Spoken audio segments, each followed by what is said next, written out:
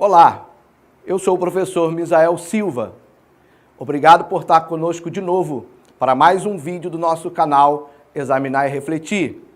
Não se esqueça, se inscreva no nosso canal, ative o sininho para que você receba futuras notificações de novos vídeos. Vem comigo, vamos assistir o próximo vídeo. Tenho certeza que ele fará você refletir.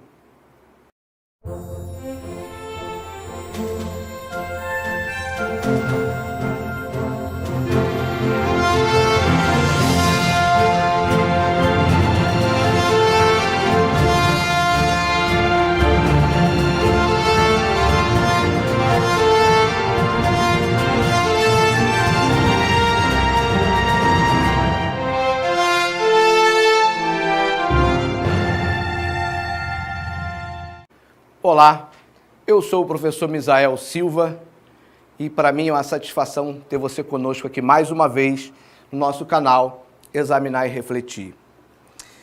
Nós iniciamos as nossas reflexões propondo primeiro uma reflexão a respeito de mim mesmo, da minha história, da minha trajetória, da minha relação com a Igreja Evangélica. Hoje eu convido você a fazer um exame e uma reflexão sobre o próprio canal Examinar e Refletir. Para isso, nós vamos começar da seguinte forma. Quais são os nossos fundamentos? Quais são os fundamentos do canal Examinar e Refletir? Em que ele se baseia? Está fundamentado em quê? Provavelmente é possível que alguém, dentro da sua visão, dentro da sua percepção, que nós respeitamos, possa entender que o nosso canal está praticando algum tipo de heresia, algum tipo de deturpação. Então nós queremos, de certa forma, já deixar claro antecipadamente quais são esses fundamentos, para que você possa julgar, para que você possa entender melhor como é que nós vamos conduzir os conteúdos, as reflexões, os exames do canal Examinar e Refletir. Bem, você não é obrigado a concordar com as coisas que nós falamos. Ninguém está aqui para impor a você um entendimento, uma ideia. Não, você é livre para examinar, refletir, julgar e se posicionar a respeito do que nós vamos falar. Nós não estamos preocupados em falar aquilo que vai te agradar. Nós estamos preocupados em falar e defender aquilo que nós acreditamos. Todos defendem aquilo que acreditam. Todos defendem fundamentações, seja de linha evangélica, seja na linha espírita, seja em outras religiões, no hinduísmo, no budismo, no islamismo. Todos possuem suas verdades, todos possuem seus fundamentos. O que nós precisamos aprender, inclusive em especial a comunidade cristã, é o respeito às diferenças de pensamento e de entendimento. Então vamos lá, preste atenção. Esse é um vídeo que você poderá, de vez em quando, estar revendo, para que você possa trazer à memória esses fundamentos. E eu mesmo, em futuras reflexões, estarei retomando em alguns momentos esses fundamentos. Eles serão fundamentais para contextualizarmos e embasarmos outras reflexões que virão. Então vamos lá. Quais são os nossos fundamentos? Bem, os fundamentos básicos nós estamos chamando de as 5 peneiras do exame e da reflexão. Ou seja, nós propomos, você não é obrigado a aceitar e concordar, que o exame e reflexão que vamos fazer, ele precisa passar pelas 5 peneiras que vamos apresentar. Existe um velho conto aí, um texto que fala das 3 peneiras da sabedoria. Nós lançamos as 5 peneiras do exame e da reflexão. A primeira e fundamental, crucial peneira, a primeira delas é Jesus Cristo. Jesus Cristo é a referência máxima que deve fundamentar todo exame e reflexão a respeito da conduta de uma igreja que se propõe a evangelizar, a pregar a sua palavra. Ele é a pedra angular, ele é o fundamento da igreja. Ele disse: sobre esta pedra edificarei a minha igreja. A igreja é de Cristo Jesus. Jesus, ele é a maior revelação de Deus para a humanidade.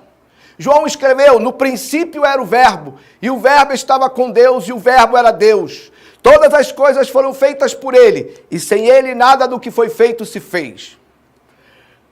nas epístolas dos apóstolos, nós vamos encontrar algo dizendo que aquilo que estava oculto, aquilo que estava escondido, veio a revelação, veio a entendimento através da pessoa de Jesus Cristo. A vida de Jesus, ela não só tem como meta a sua ida ao Calvário, a sua morte para resgate da nossa vida, da nossa salvação, do perdão dos nossos pecados, do direito a termos acesso novamente a Deus. Não! A vida de Jesus em si, a sua trajetória, desde o seu nascimento, revela os seus valores, revelam a sua conduta, revela aquilo que ele espera de nós. A Bíblia vai dizer, olhando para Jesus, o autor e consumador da nossa fé. Jesus é a nossa referência máxima. Jesus é o nosso modelo máximo. Jesus é o nosso alvo. Ter Jesus na cruz não é ter apenas alguém que ali morreu pelos meus pecados. Não, ali é a culminância da revelação do amor dele para conosco. E ao final do seu ministério, ele vai dizer aos seus discípulos, um novo mandamento vos dou, que vos ameis como que ameis uns aos outros como eu vos amei. Vocês devem se amar como eu amei vocês. Ou seja, a referência da cruz é uma referência de meta, de objetivo a ser buscado pela igreja em Cristo Jesus. Paulo vai dizer na sua carta aos Efésios que os maridos devem amar a sua esposa como Cristo amou a igreja. Jesus Cristo é o parâmetro. Nós precisamos examinar as nossas condutas a partir da conduta de Cristo. Nós precisamos expressar nossos valores na referência dos valores de Cristo. Nós precisamos propagar nossa filosofia, nossa prática de vida a partir da figura de Cristo. Paulo vai dizer, sede meus imitadores como eu sou de Cristo. Cristo é a referência máxima para a igreja.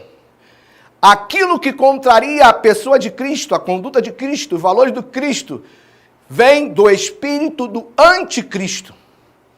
João já vai dizer desde a época dos apóstolos, o espírito do anticristo já está entre nós. Então, um dos grandes propósitos do examinar e refletir é resgatar, trazer a referência de Cristo para a igreja evangélica, para o povo que se diz cristão. Jesus deve permear a nossa vida e a nossa conduta, o nosso agir, o nosso proceder. E aí fica uma pergunta muito simples. Será que Jesus agiria como nós agimos? Será que Jesus reagiria à sociedade como nós reagimos? Será que Jesus faria referência às pessoas na hora de uma discussão política, social, como nós fazemos? Será que Jesus usaria o palavreado que nós usamos ao nos referir àqueles que pensam diferente de nós? Será que Jesus Cristo buscaria exercitar o seu ministério em função da sua vida financeira, em função do seu desenvolvimento patrimonial? É isso que Jesus deixa como exemplo? É isso que ele deixa como valor? Nós chegamos ao absurdo de ter um certo indivíduo que disse que Jesus tinha uma casa na praia. A Bíblia diz que Jesus diz que ele não tinha onde repousar a sua cabeça. Jesus, alguns vão dizer, alguns blogueiros, alguns defensores do que está aí, mas Jesus também recebia ofertas de mulheres, de pessoas da sociedade, recebia ajuda, não patrimônio. Jesus recebia ajuda, não fazia patrimônio. Jesus recebia ajuda na medida da sua necessidade. Não na medida de um enriquecimento, de uma evolução financeira a partir do seu ministério. E vamos parar com isso. Ele é Deus, deixou sua glória, se destituiu da sua glória e se fez como homem.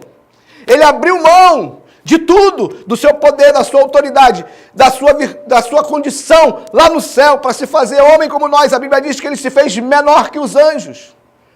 Ele se submeteu como homem, a obediência ao Pai, até morte de cruz. Jesus é a nossa referência, é o nosso parâmetro. E o que foge disso vem da linha do espírito do anticristo. A Bíblia, contextualizada em Jesus Cristo. Usa-se muito a Bíblia hoje em dia. Bastante. Talvez mais do que quando eu era criança na igreja. A igreja se aperfeiçoou no seu discurso. Hoje nós temos pastores renomados, pregadores renomados, eloquentes, pastores que fizeram faculdades, pós-graduação, estudaram academicamente. Nada contra o academicismo, nada contra a intelectualidade, muito pelo contrário.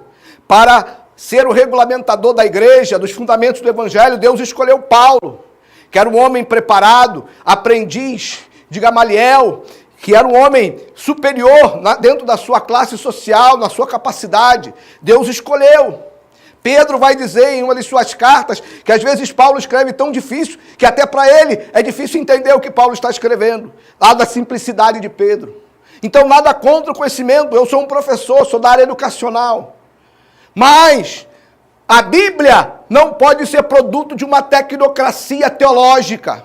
A Bíblia não pode ser usada como puro filosofês. A Bíblia não pode ser usada para atender simplesmente às necessidades imediatas das pessoas. A Bíblia ela existe por Cristo e para Cristo. Jesus não existe por causa da Bíblia. A Bíblia existe por causa de Jesus. A Bíblia revela Cristo, seja no Velho ou no Novo Testamento. Jesus é o centro da Bíblia.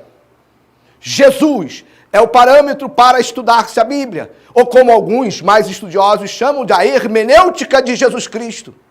É preciso que Cristo esteja no contexto maior da leitura da Bíblia e da interpretação da Bíblia. Se eu coloco Jesus para fora da contextualização da Bíblia, estou sendo usado pelo espírito do anticristo, que quer sempre colocar Cristo à parte, deixar Cristo de lado. A essencialidade do Evangelho de Jesus Cristo. Nós temos que pensar o que é essencial no Evangelho de Jesus. Por que Jesus veio ao mundo? Jesus disse, ide por todo mundo e pregai o meu Evangelho, meu Evangelho. O que é o Evangelho de Jesus?